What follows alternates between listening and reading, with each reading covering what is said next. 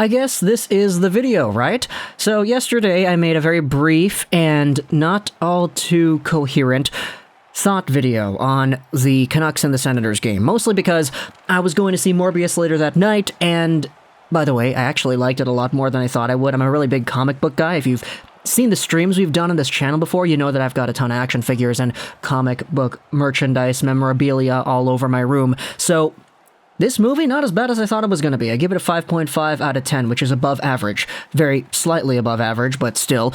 Either way, I was going to watch that movie later in the night, so I was really frantic to finish the Canucks and the Senators post-game video. Also, the fact that the game went to overtime and eventually a shootout really kind of messed with my plans because I thought I would be able to record that video a little bit faster and a little bit earlier, so the extra few minutes really did screw me over there. But either way, that video wasn't really all too great when it comes to recapping the play and explaining things, and again, I don't really think people watch these videos because they want to see me intricately break down the ins and outs and the nuance in each of the plays the Ottawa Senators make in order to score their goals. No, you just watch this because it's entertainment and you want to see somebody talking about whatever it is going on in the hockey world. And so this video is going to be more or less that.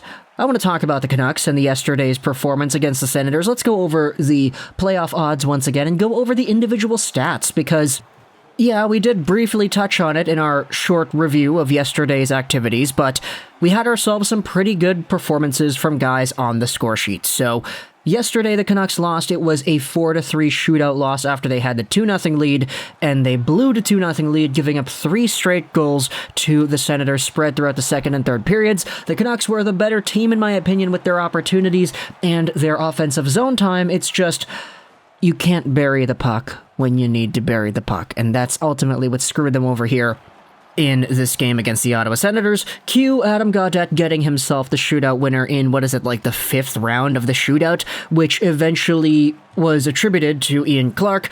Gaudette credits Canucks goalie coach Clarke for the move and the shot he used on the winner. He said he was surprised Demko didn't cheat on his move, given all the time he practiced it against him.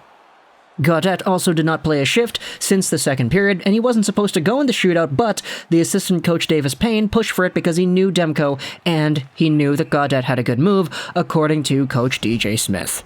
And so Adam Gaudette, with last night's shootout winner, maybe virtually just ended the Canucks' playoff hopes. Oh boy, that's pretty poetic to think about, eh? The Canucks are at like 17% at making the playoffs, and now they're down to 5.3 because they lost that one in a shootout? Boy, if they win the next game in regulation, those odds go back up to 12.19%. They can no longer just rely on them winning. They need to hope for LA and Vegas to start losing a little bit more here in order for Vancouver to make the dance. But either way, the Canucks are still the last team with actual playoff odds that are not at 0%. All the other teams worse than Vancouver are eliminated pretty much, so it's going to be really tight to see how things close out towards the end of the 21-22 season. But in yesterday's game, we did have ourselves some performances that I wanted to highlight too, starting off with JT Miller. And I know everybody's going to get on to me in the comments, yo, Lego, why do you keep on bringing up Radim freaking Vrbata? Like, come on, let it go. The guy was here 6 years ago. 7 years ago, he had his 30-goal year. And yeah, that's the point. 7 years ago, the Canucks had their last 30-goal scorer in Radim freaking Vrbata. And I won't let this go until this season is over, but how do you go 6 years without having a 30-goal guy?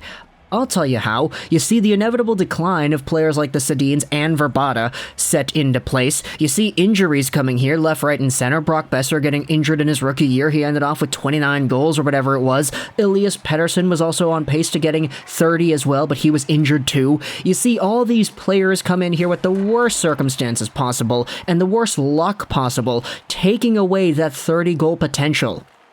Radim Vrbata, I've said this before and I'll say it again, he was pretty good, like legitimately effective in his first year in Vancouver. That was the year where the Sedins had 70-ish points each. They were both in the top 15 in scoring for points, and Radim Vrbata was in the top 10 or something for goals. And that was the year that Jamie Benn won the Art Ross with 87 points because scoring was down in the entire league. Now, you give it 6 years, Bo Horvat gets 30 goals, 31 I believe, and he's out for the remainder of the season, so that's unfortunate for him. He got 31 goals in 70 games played, so good for Captain Bo. But then you have yourselves JT Miller on an absolutely beautiful wrist shot snipe on the power play early in the first period yesterday, who gets his 30th on the season too. He had been at 30 for a few days now. The last goal he had scored before this goal against Ottawa was April 3rd against Vegas, so JT Miller had gone 2 weeks without scoring a goal and sitting at 29 total goals on the team. Now the Vancouver Canucks have 2 30-goal scorers on the year, and if you want to go back to the last time the Canucks have had 2 30-goal scorers in the same season, not one 30-goal scorer in Radim Vrbata, because that happened in 2014-15, but the last time the Canucks had 2 30-goal scorers at the same time on the team was 2010-2011, when they had Daniel and Kessler both at 41 goals apiece. And Daniel and Kessler were 2 of the best players in the league at that point. That was 11 years ago. The last time the Canucks had 2 30-plus goal scorers on the team at the same time. Kessler won the Selke that season. Daniel Sedin won the Art Ross and the Lindsay. There was a lot going around here when it came to talent and star power on the Vancouver Canucks. Then you go over to the seasons after that 2010-2011 season. You have 2011-2012, where Daniel gets 30 and Alex Burrows gets 28.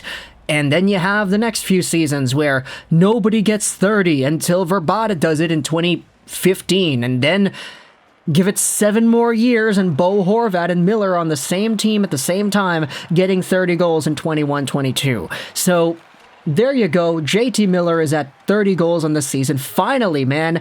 Finally. He's at 93 points as well. He got an assist on the Besser goal. So JT Miller has, 5 more games the Canucks have against Minnesota, Calgary, Seattle, LA, and Edmonton. 5 more games to get 7 points. Is it possible? Yeah, it's definitely possible for JT Miller to get 7 points in his next 5 games. All he needs is 2 multi-point games at the minimum, unless he wants to go out there and say, okay, let's just get all 7 points in one game, which is not too bad. I mean, he had 5 points against the Coyotes, so Miller certainly is capable at producing. It's going to be tough, though. I am pushing for JT Miller to get 100 points because it would be incredible to see him reach that century mark alongside of Daniel Sedin and McGillney and everybody else who did it in Canucks history. But we also had yesterday as well Quinn Hughes getting 2 assists on the night, and that in itself set some records as well. Here's the Vancouver Canucks Twitter account. With 2 assists last night, Quinn Hughes has tied the Canucks assist record in a single season, set by Dennis Kearns in 1976-77. Again, there are 5 games left, so Quinn Hughes, if he gets an assist, he will go out there and break the Canucks defenseman record for assists in a season. He also had this stat posted by Sportsnet. Here are the most assists through their first 200 NHL games in Canucks history. Patrick Sundstrom in his first 200 NHL games had 104 assists. Thomas Gradin had 110, same as Pavel Bure. Quinn Hughes had 140 assists in his first 200 NHL games. Wild to believe he's already played 200 games, and the fact that he's got 140 assists already, yeah, I've been saying this for a while now. I think it's kind of easier to accept it today, though, that Quinn Hughes is already the best defenseman the Canucks have had in their franchise, and he's only 22 years old. So yeah, all the points, all the assists, Quinn Hughes is putting his name in the record books. Go over to the NHL, or excuse me, not the NHL, but the Canucks overall defenseman points record. Not the assist record, but the points record. He's 2 behind Doug Lidster from 86-87. So Quinn Hughes needs 3 points, pretty much, to get the record for points, and he needs 1 assist to break the assist record for defensemen in Canucks franchise history. Doing this at the age that he is at, it's kind of exciting, seeing where he's going to go in the future. It's kind of a bargain that he's only making $7.8 million a year, is he not? I guess we can go out there and say thank you, Jim, for one more thing there, eh? So let me know in the comments all your thoughts about the Canucks, their playoff odds, Adam Gaudette doing his thing, JT Miller getting 30 goals, the Canucks having multiple 30-goal scorers on the team for the first time since 2010-2011, and just how seldom the Canucks actually get that mark. It's kind of wild, but yeah, 30 goals in my mind is a pretty significant number, which is why I'm making such a big deal about this whole Vrbata thing. Also, let me know your thoughts in the comment section below about Quinn Hughes as well. I hope you enjoyed this Trolls 99, and bye.